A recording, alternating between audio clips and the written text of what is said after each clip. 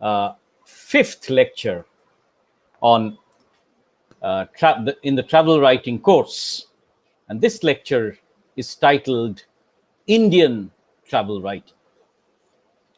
Now, before I move on to any discussion of Indian travel writing, I need to make one or two caveats, really, one or two points.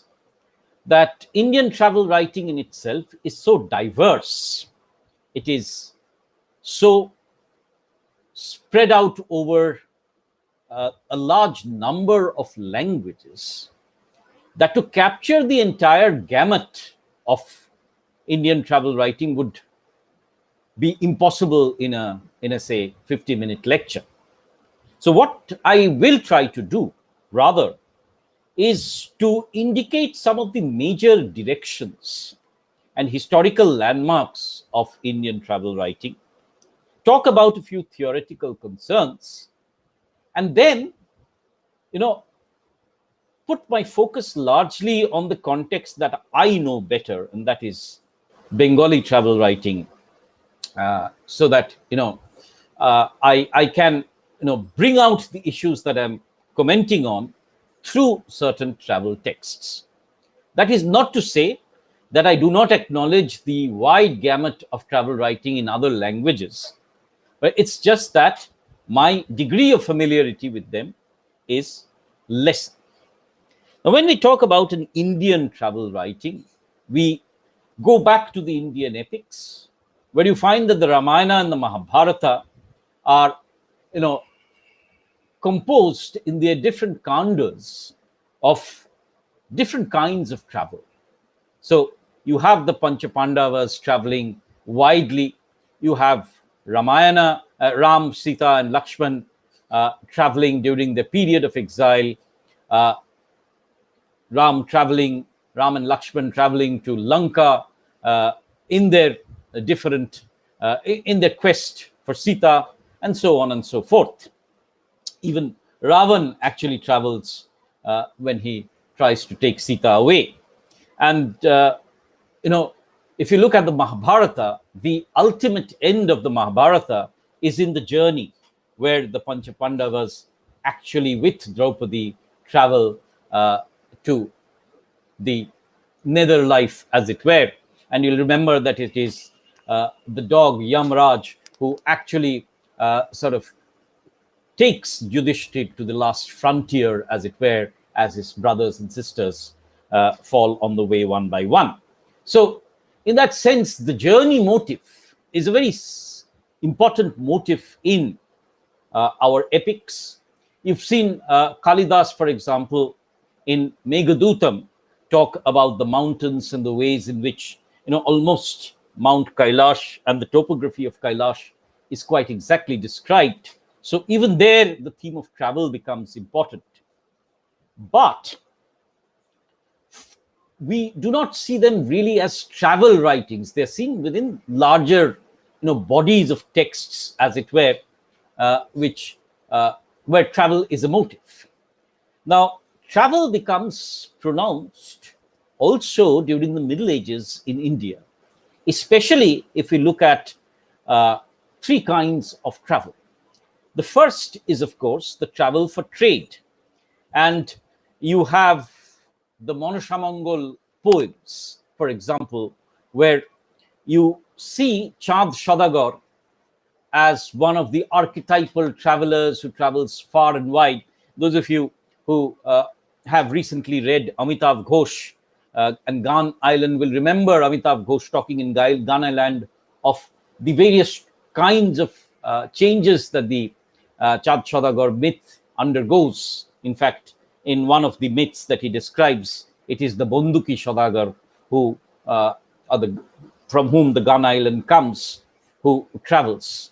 But the Chand Shadagar, traveling far and wide in the quest for wealth, is one of the more important tropes of travel writing, which focused on these journeys taken by the Indian merchants, especially across the sea, silk routes. You will remember that many travelers who traveled to India, including Huensang, Fa Hien, all traveled across these silk routes into India, and Indians were obviously traveling back.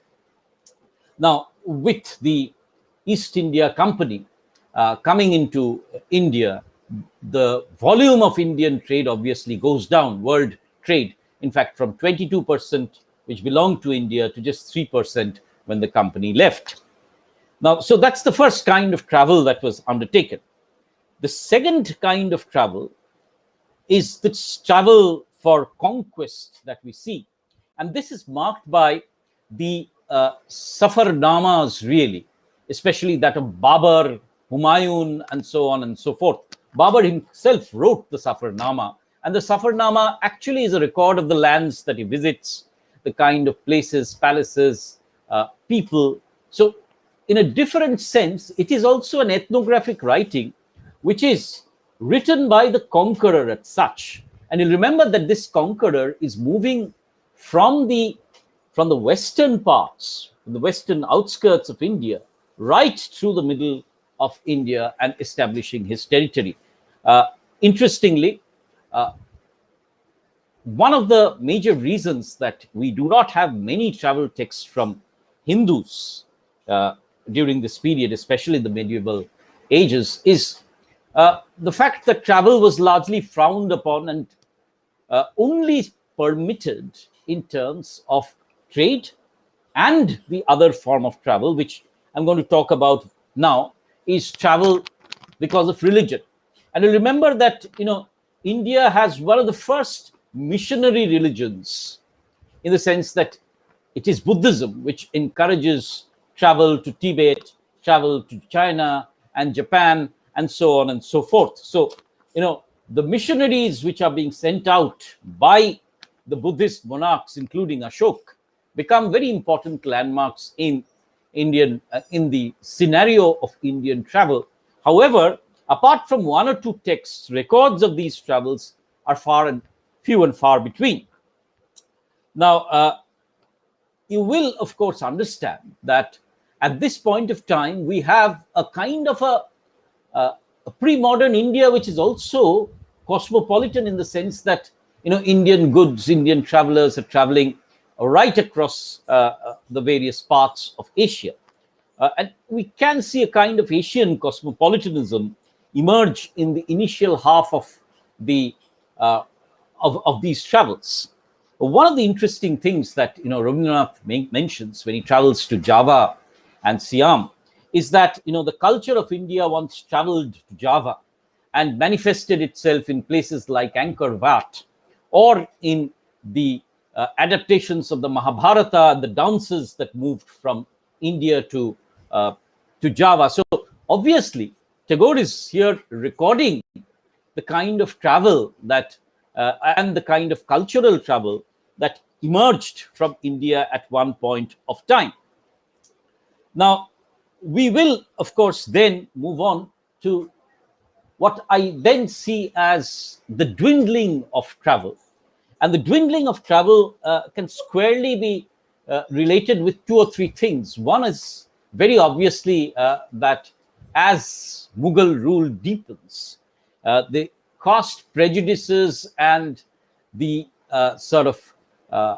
and the desire to keep one's religion segregated manifests itself from a sort of mistrust of travel. And that is where you will have to look at the word Brahman, which originates, as Shivanti Sen points out, one of the origins of that is from Rome, or a mistake.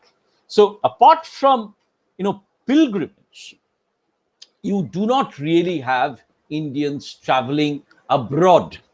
And you will find that around the 19th century, there's this idea of, losing one's caste, because traveling outwards means that you are coming into in contact with the other. And secondly, you have this fear of crossing the Kala Pani and therefore being an outcast in your own society. So the traveler, is not seen anymore as a kind of a hero or a man of a quest, but he's seen as somebody who is an anachronism in society and therefore to be shunned. And this is why, apart from trade and a certain degree of pilgrimages within the country, you do not really have any major travel.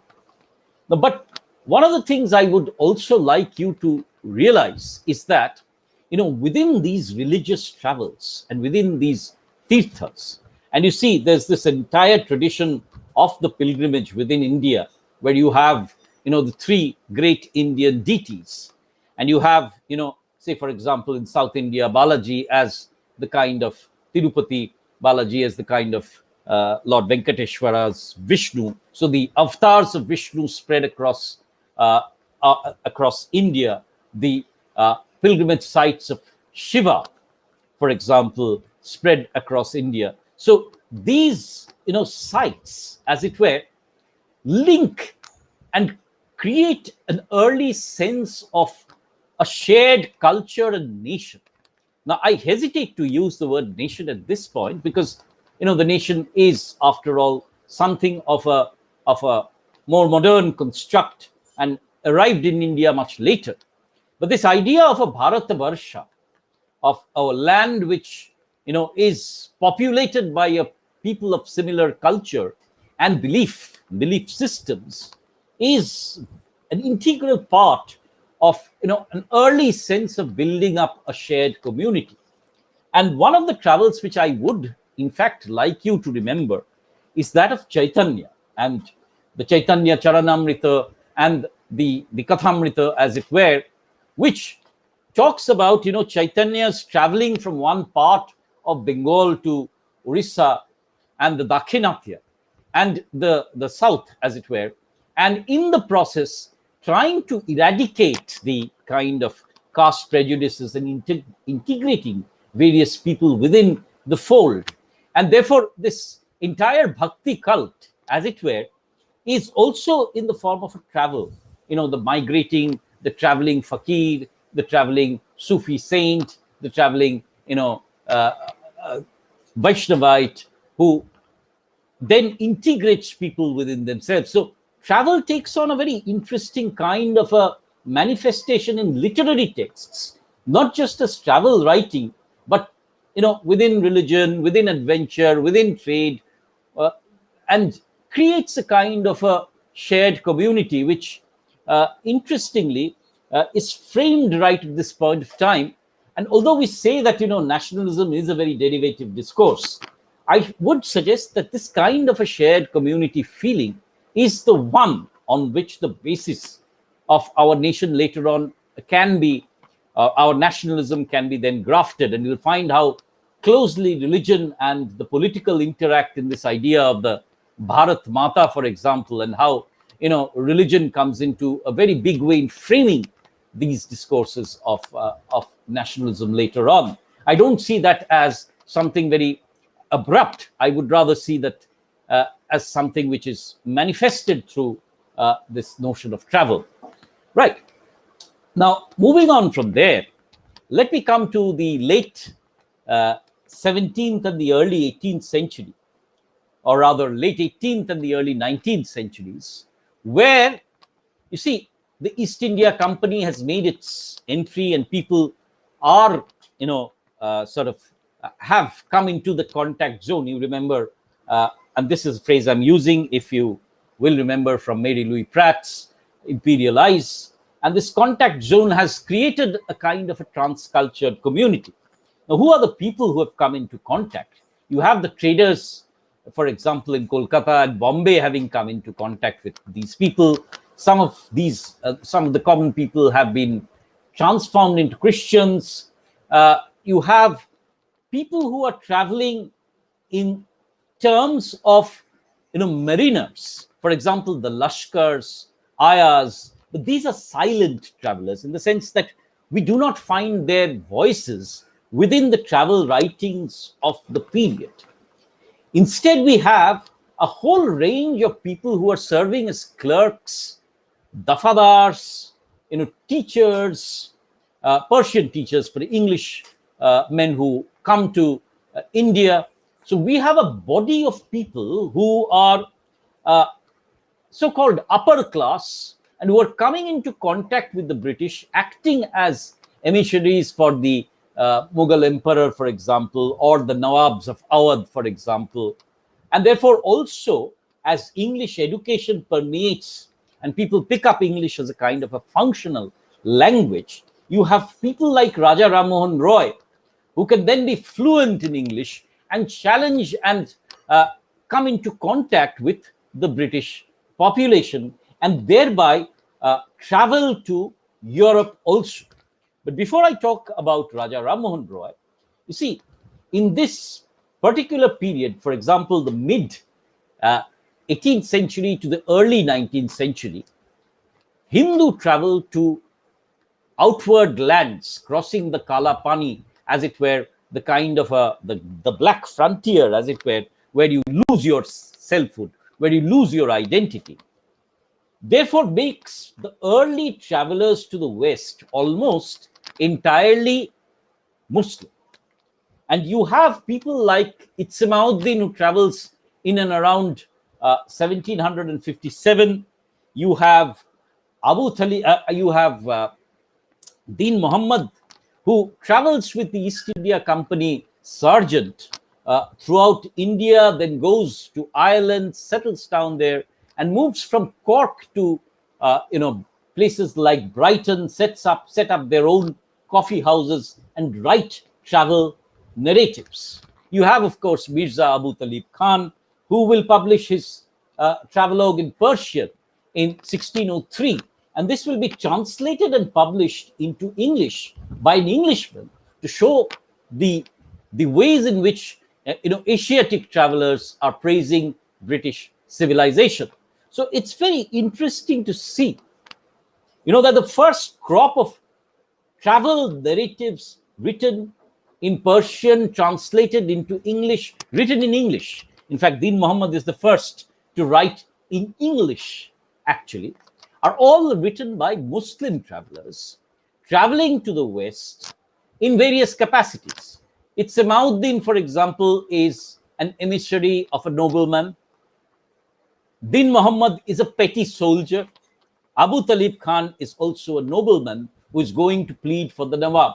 So, you see, you have three kinds of people who are going, and the climax of them, and let me talk about the quarters. 1857, another Muslim traveler called Lutfullah goes to England right on the cusp of the Indian Mutiny. And all of them look at the West. So this is what Michael Fisher, has talked about as counterflows to colonialism. So if there was a flow of colonialism from the metropolitan London and England to the hinterlands of India, then there's equally now a counterflow of people traveling from the Indian subcontinent into the colonizers' land, England. So what are the kinds of approaches that the early travelers take towards the English nation? And you remember that they are traveling across, say, from Colombo to Aden, and for example, through Egypt. Very often they cross France, they reach England, they then travel to Italy. So it's a diverse itinerary they have. And this is when, you see, there are very clear trends, which I will discuss when I discuss Abu Talib in greater detail with you, is first and foremost, they see the West as this seat of technology and modernity. So very obviously, you will find that right from the beginnings of these travelogues, you have a sense that there is an incursion into modernity, as it were, through travel. And therefore, travel is seen as an essential journey into modernity. They take up technology and they are in awe and wonder, right? So while using this, tradition of the medieval Safarnama, there is a kind of a note of wonder and awe that technology sort of brings to them. Abu Talib, for example, cannot take his eyes off the way in which the British are building ships. He talks about the autopsy being performed, and he will find out that later on this will be carried forward. For example, in Rabindranath's first voyage, he's entirely impressed by the way in which railway networks function and the strides that the British have taken in terms of technology and science. So that is one important part of the travelogue that the early Muslim travelers talk about. But there's one area which more or less all of them, Lutfullah also talks about the lights, the artificial lights, which light up London during the evening, and he's also taken to the shipyard and he looks in awe and realizes that this is what makes England a much more adventurous and successful nation. But where you see Abu Talib is slightly resistant to this, not slightly resistant, quite resistant to this, is the way in which he looks at the British denigration of the Muslim religion and also the system of multiple marriages. So while in terms of technology and commerce, the Indian is, as it were, overwhelmed by the British. In terms of the inner scape of religion and culture, there's a significant amount of resistance to the British sense of superiority. In fact, you will read with me 12 areas where Abu Talib outlines that the British are superior, and 12 areas where he does not agree with their sense of superiority. And this is manifested right through all these travelogues, as it were. But what this makes very interesting is that the Indian traveler is traveling to the West in a contact zone, in asymmetrical power relations. He's being transcultured in the sense that he's bringing back many of these European ideas back into India, and he's also autoethnographically writing them in the sense that he's accepting aspects of Britishness and aspects of British culture, but deleting some parts and contesting some parts, and therefore writing and selecting what he wants to take from the British within himself. So you see, even within these early travel texts, we see this pattern of what I will call coming into contact in the contact zone, being transcultured, and also trying to sift through their experiences, accept certain features and reject others. And that is what makes it very interestingly autoethnographic. It's also interesting that the British decide to publish Abu Talib's travelogue because they see it as something which will champion their kind of magnificence and superiority. So they edit Abu Talib's travelogue to a large extent and circulate it amongst the people so that they can know what greatness the British Empire have. And this again comes in as part of Pratt's idea of anti-conquest, where the British seem to sympathize with the Indians. They do not directly want to take on the mantle of the colonizer and the conqueror, but there's a kind of a soft conquest that is going on through the circulation of these travel texts. So at the middle of the 18th and the early 19th century, we already see that Indian travel writing, in its process of writing, in its coming into the contact zone, in its reception and circulation, is squarely embedded in the politics of empire. And this is going to be the trajectory right through the 19th century. Now, with the 19th century, you see, this also, I must mention, of course, but before I move on to this, that there are Muslim travel narratives also in terms of the pilgrimages to the Hajj that are made. And there are also, religious travelogues which are being written, especially after Christianity has encroached into India. So we have, for example, a Rome Yatra by Paranakil Kathanaras, who travels. It's a very interesting Christian convert who travels to Rome and records his journey, right?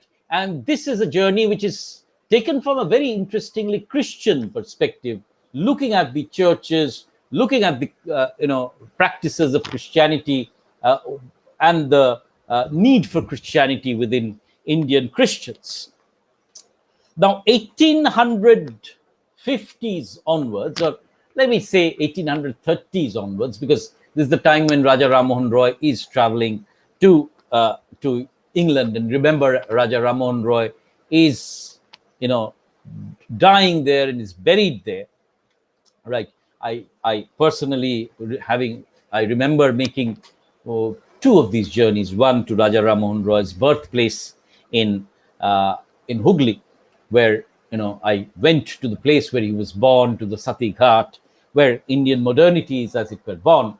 And I visited also Bristol and the cemetery where Raja Ram Mohan Roy is buried, as the kind of site where Indian modernity sort of emerged. But Raja Ram Mohan Roy becomes this very interesting, Indian personality who travels to England largely not merely as a colonial subject, but who considers himself as a kind of an intellectual equal. If you remember, when the Raja comes to England, it's Queen Victoria who sort of comes to meet her, to meet him. And Raja Ram Mohan Roy actually travels also to Paris. And he has this extravagant, kind of way in which he sort of mixes and is considered as a kind of a sort of monarch, but also as somebody who is a great intellectual. If you remember that, along with Raja Ram Mohan Roy also, of course, you have Prince Narokanath Tagore visiting the West. So you have a group of people who are visiting the West as colonial subjects, but with a far stronger position. And Raja Ram Mohan Roy is traveling once again with the idea of meeting the intellectuals, exchanging ideas with the British, so that the colonial subject and crossing the Kalapani now becomes a little more acceptable and not such a taboo altogether. And this opens the floodgates, really. But who are these people really traveling? And we see that the people who write travelogues, and there's a glut of travelogues now, from Shivnath Shastri to you have Trailokanath Mukhopadhyay, you have Ramesh Chandra Datta, you have Rabindranath, of course, you have Krishna Bhavini Devi. So, women traveling now. So you have a glut of travelogues. But who are these travelogues, travel writers? If I take a note of these travel writers, we'll see that they are very class specific, in the sense that they are upper middle class or affluent, Indians, Hindu middle class gentlemen, primarily traveling to the West. Many of them, interestingly, are students who are traveling on a scholarship. For example, Acharya Prafulla Chandra Roy, who is traveling to Edinburgh to study chemistry there. You have Jagadish Bose, for example, traveling. So you have an entire group of Indians who are traveling and encountering modernity. Now, Acharya Prafulla Chandra Roy I mentioned because while he's at Edinburgh, he's not only working on chemistry, he's also writing at that point of time in an essay competition on the mutiny in India. And he's trying to frame that as a kind of a justified sort of grouse against the British. So, you see, while these people are traveling through their own professions, they're also very politically conscious of their status. And I'll come to this in a moment. Now, all of them, while they travel to England, are traveling for the sake with the claim for modernity.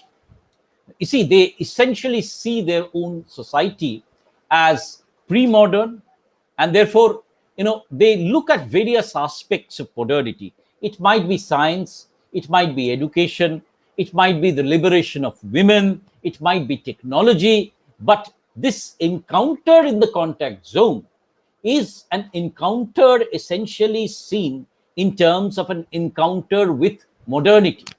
And you see, at this point of time also, this modernity and this encounter with modernity is essentially political because of the divided state of the traveler.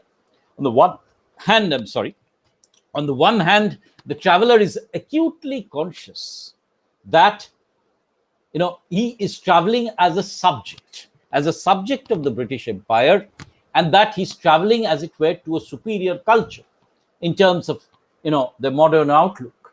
At the same time, they're equally imbibing the nationalist spirit within these countries, and therefore engaging in a dual critique, a critique of how the British have stripped India and thereby made it poor, and secondly, a critique against the unilateral British dismissal of India as a land of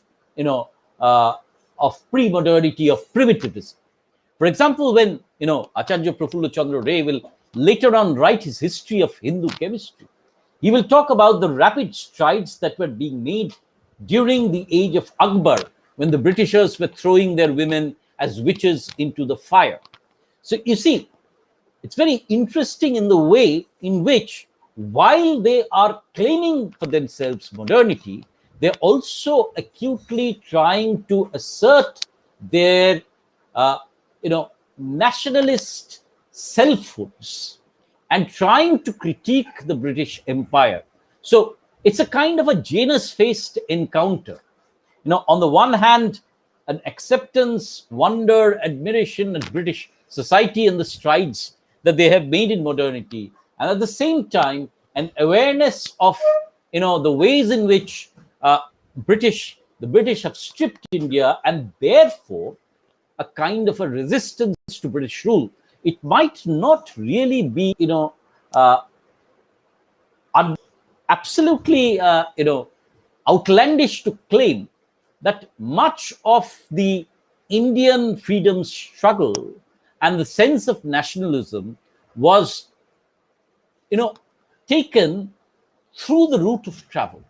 Now, if you take a look at it, you have actually in the writings of the major Indian duo of Jawaharlal Nehru and Mahatma Gandhi, a kind of a conflation of the autobiographical and the travel writer, and therefore both of them, Nehru and Gandhi, were encountering British civilization, were accepting parts of it. You remember Gandhi's non-vegetarianism, a sense of a kind of non-conformity, a kind of principles, resistance against authority, were all being borrowed from English society. And yet, Gandhi was fashioning for himself a distinctly Indian identity as he came back to his own country. And people forget that, you see, travel was an important part of Gandhiji's making. Now, in 1916-17, when he comes back, 15, he comes back with the students of his Phoenix school, goes to Shantiniketan, and later on travels across the length and the breadth of country of India. And that is what makes him the Mahatma in the Indian context. So you see how very clearly intertwined issues of travel, nationalism, the emergence of an Indian modernity are. And many of these, people who are traveling to Europe and coming back to India are the people who are the harbingers of the Bengal and the Indian Renaissance.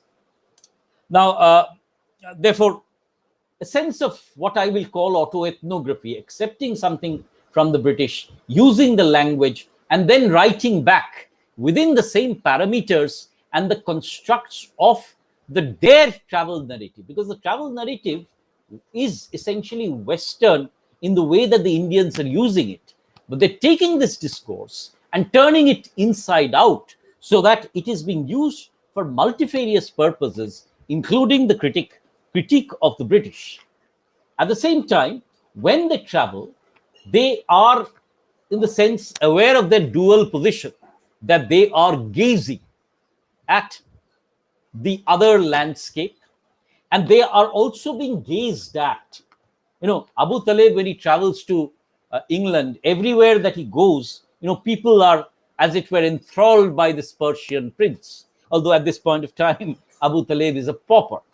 Now, Rabindranath, when he travels across, England, is almost seen as a kind of a Christ and a kind of an Indian divinity. So they are both, gazing, and they are also subjects of the gaze. So at every point of time, they are conscious of their alterity. And it is very interesting that you see in the strategies of narration of these Indian travelers, there's always a continuous comparison. So India becomes the kind of, base against which they are continuously measuring the modern West. So this is good when compared to India. This is bad when compared to India. Remember when Tagore is going for the first time to Europe, and I'm sure Dipankar will be bringing this out in his series of lectures. He looks at the Western women and how free they are and how they can step out into the public sphere. And he writes a series of letters back as part of the travelogue. And his elder brother, Dijendranath, then sort of writes a series of letters in the same magazine, Bharati, to protest against what Rabindranath has written. So it becomes a kind of a literary debate on women's liberation by the two Tagore brothers. And one of the primary reasons for which we suspect that Rabindranath was brought back from his first travel to England was the fact that Debendranath was probably a little worried that his son was was getting very close to Mem Sahib's, and therefore the ideas had to be quashed right away. So what are the features of these travelogues? I repeat, class specific, undertaken by a particular class who knows English and Bengali, and therefore writes it for the consumption of similar class specific Bengalis, the middle class, not only Bengalis, but also the upper and the middle class Indians who are educated in English and who have a fascination for the West. So, for the first time, you see, when the modern review is established, or, for example, the Prabashi is sort of coming into the picture, you have a separate section on travel writing. It's interesting that in the first major pan-Indian English magazine, the Modern Review, travel writing takes on an important part. And you see how important it is for Indian modernity. So it's class specific.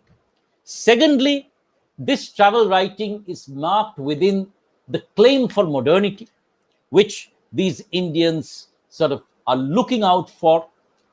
Third is that within these travel narratives, we find the emergence through the encounter with the other, a kind of a resistance, alterity, and a protest, and therefore the buildings and the stirrings of a sense of nationalism, and a kind of duality in the sense that they are both gazer and gazed, admirer and resistor.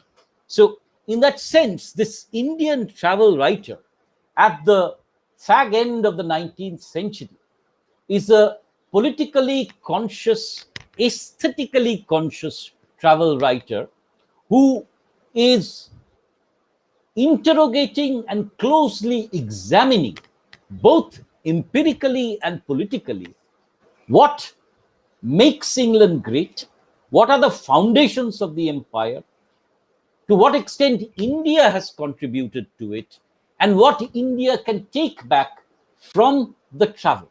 So in that sense, they are not just travelers who are traveling on their own, or they're not just unique travelers. They are also bringing back many of these ideas to India, right? And so the children of Ram Mohan, as I would call it, not the children of Macaulay, the children of Ram Mohan, as it were, sort of travel back, encounter modernity, and interrogate the ways in which the Indian nationalism can be built. And you'll see how, if you look at the history of the Congress, and if you look at the history of Indian travelers side by side, you will find that the trajectories are more or less similar. The Congress is an upper middle class, primarily Hindu political formation, whereas the travels of Indians are largely, Hindu once again, anglicized, and who are bringing back this sense of nation into India.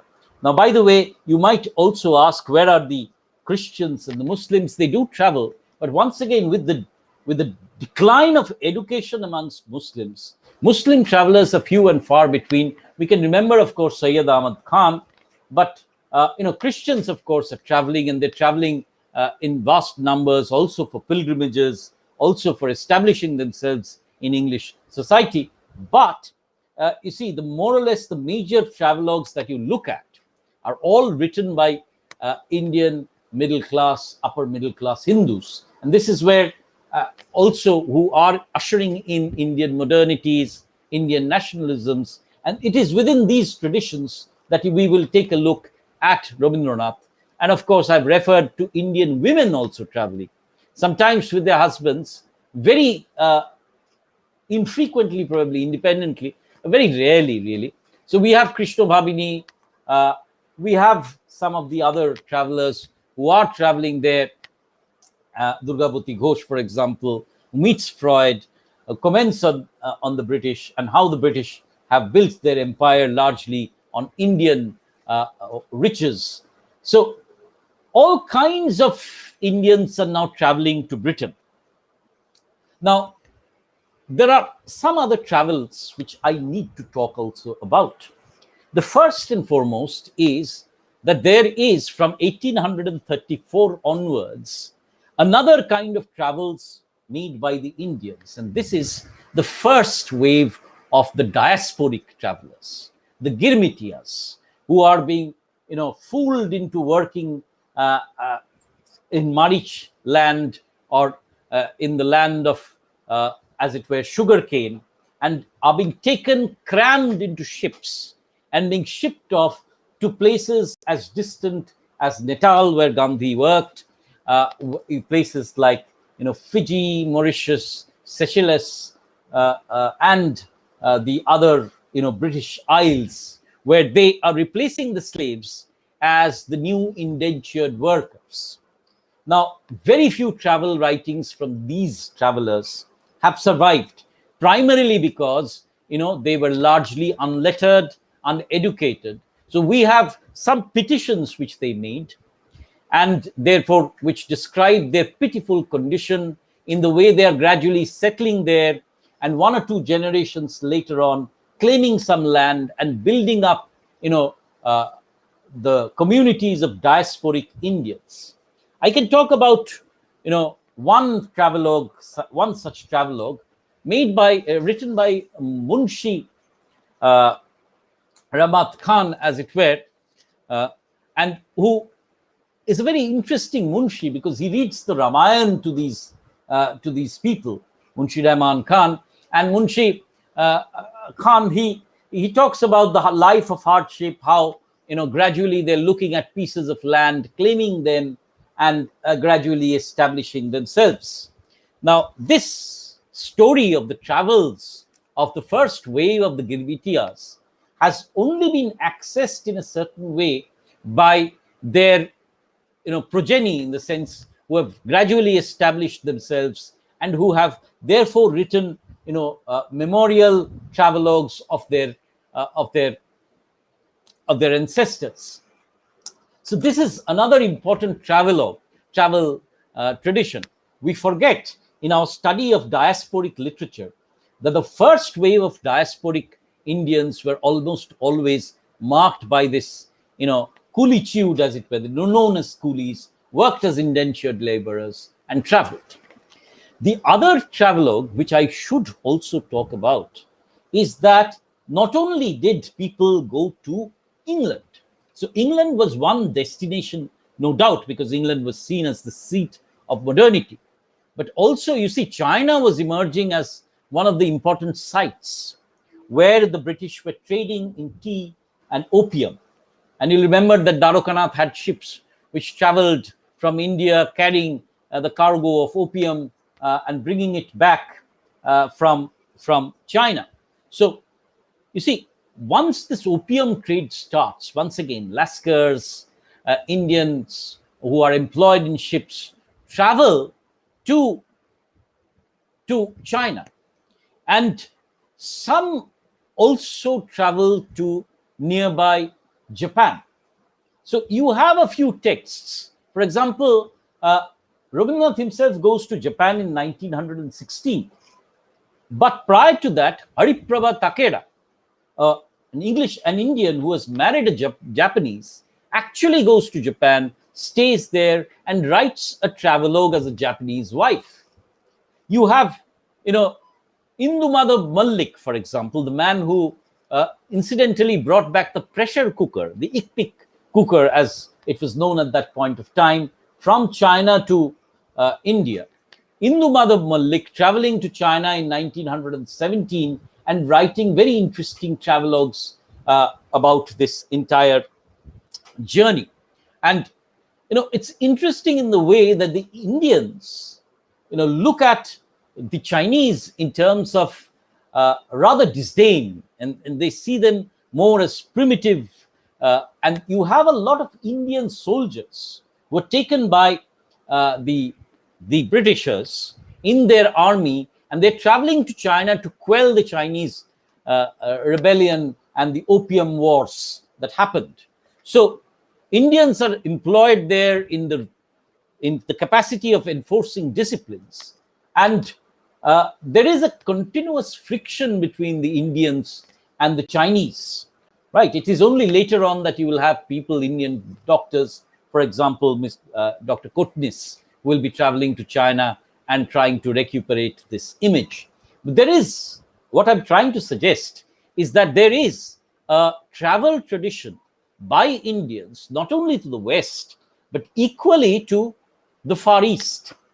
And there is equally another tradition of Indian travelogues, which we have never really looked at, is Indian travelogues written by Indian soldiers.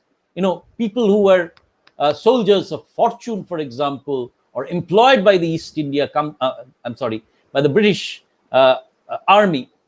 And they are traveling, for example, like Ashutosh Roy, who writes his travelogue right in 1900, published in the Probashi once again, who writes in Bengali about his encounter in the Chinese war, the Opium Wars, the Second Opium War, actually. And with the advent of the First World War, you actually have a lot of Indians who are traveling and acting as soldiers for the British Army. And it is only that now that the recent work on Indian soldiers, especially by one of my friends, Shantanu Das, is pointing out to the extent to which Indians participated in the First World War and were killed in large numbers. So you actually have Ashutosh Roy also writing a travelogue about his participation in a war in the First World War and he was posted in Egypt. So in that sense, there is rather a vast body of travel writing published in the pages of the Prabashi by a wide gamut of people, Indians, who are traveling with very diverse perspectives. So please do not just consider only, travel texts of Indians who are going to the West. That is one contact zone.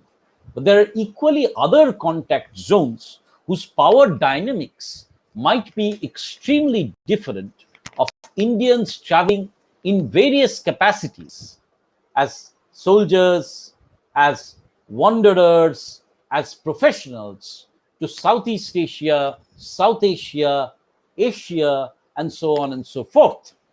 Now, interestingly, of course, you see, at this point of time, with Jim Corbett writing Kim, there is a great body of Indians who are also traveling to Afghanistan. And one of the latter texts which will talk about this is Sayyid Mustafa Ali, who in Deshe Bideshe talks about the affinities between Indo-Afghan culture and the kind of bonds that are created. So Afghanistan becomes a location. Tibet becomes an important location also for the travel of Indians. And this will be undertaken later on also by Amitav Ghosh and Vikram Seth, who will be traveling to Tibet and Burma to find out these, greater India and its traveling networks that once existed through trade and pilgrimages. So, you see, different zones of travel sort of start emerging, and we should not restrict ourselves only to a travel of the West. Now, I have more or less talked about traveling outwards, but very importantly, there's also equally a sense of traveling throughout the country. Now, with the railways coming into circulation, travel to different parts of India becomes easier. And you will find that, if you take a look at the ways in which Gandhiji travels throughout India and builds up this pan-Indian consciousness of the nation, you see the importance that the railways make in this, making of the Gandhi is something which really can be looked at more carefully. So, pilgrimages are undertaken. You have the journeys to the Char Dham which are made. You have journeys across the Aryabharta. You have journeys to the Dakshinatto. And, Rabindranath is a very great example of this. He's traveled almost to all parts of the world. He's traveling across India. And therefore, these travelogues, C.F. Andrews is traveling across India. So, Indian nationalists traveling across India, the Congress sessions being held at different places, and in the way in which, if you take a look at the novel Kantapura, in the way in which, various Gandhians, as they travel to each and every nook and corner of the Indian nation, transforming India and making the broader Indian population a participant in the nationalist struggle. So that is another kind of travel that you need to take a look at. Also important is the travel that takes place after partition. And this is a bloody travel that, has to be undergone, people migrating from one part of the country to another in abysmal conditions. So, texts like, say, A Train to Pakistan, for example, by Khushwant Singh, document these kinds of travels and the displacement, the sense of displacement, the fundamental, blow that they sort of provide to the nation, the creation of borders and landscapes